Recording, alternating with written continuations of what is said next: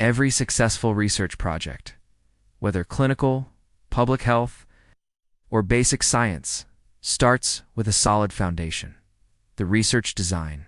It's not just paperwork. It's the strategic framework that guides your entire study. Purpose number 1, to minimize expenditure. A well-thought-out research design ensures that we obtain maximum information with minimum resources: time, money, and manpower. Example: suppose you're conducting a hospital-based study on the prevalence of antibiotic resistance in urinary tract infections.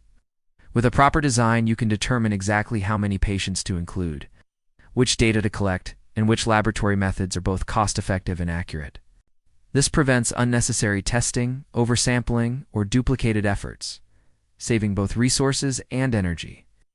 Purpose number 2, to facilitate smooth scaling of operations.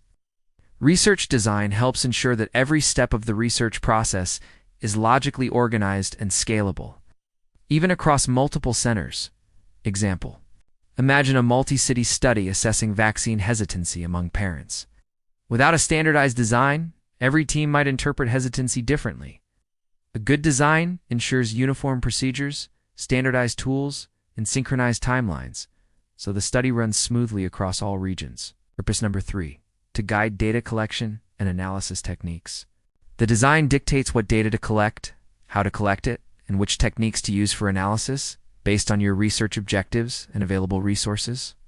Example: in a study assessing the effect of a new anti-diabetic drug, you must decide: should you track only HbA1c levels or include fasting glucose, weight, and lipid profile? The design helps narrow your focus, ensuring that data collection aligns precisely with the study goals, reducing irrelevant data and analytical confusion. Purpose number 4, to provide a blueprint for planning. Just like constructing a hospital requires architectural blueprints, planning a research study requires a research design blueprint. Example: in a study evaluating patient satisfaction in outpatient clinics, the design would map out sampling methods, patient consent procedures, data collection instruments, and ethical considerations. It ensures that nothing is overlooked and that every stakeholder, from data collectors to analysts, is on the same page. Purpose number 5, to enable expert review and collaboration.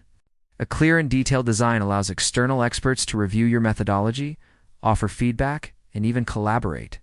Example: if you submit a proposal to your institutional review board or for funding, a robust design helps reviewers quickly understand your approach, identify gaps, and suggest improvements.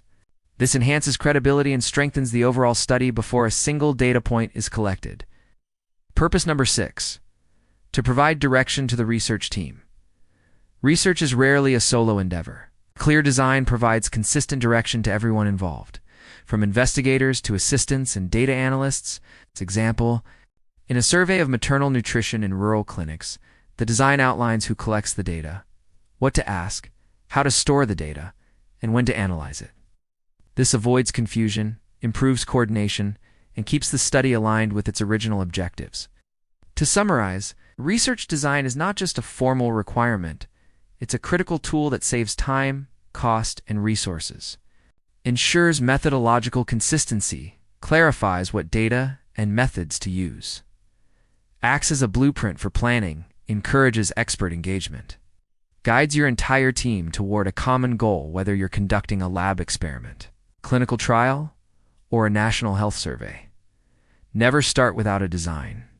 Thank you for watching. If you found this helpful, subscribe to our channel for more research-based medical lectures. And let us know in the comments, what's the biggest challenge you've faced in designing a study?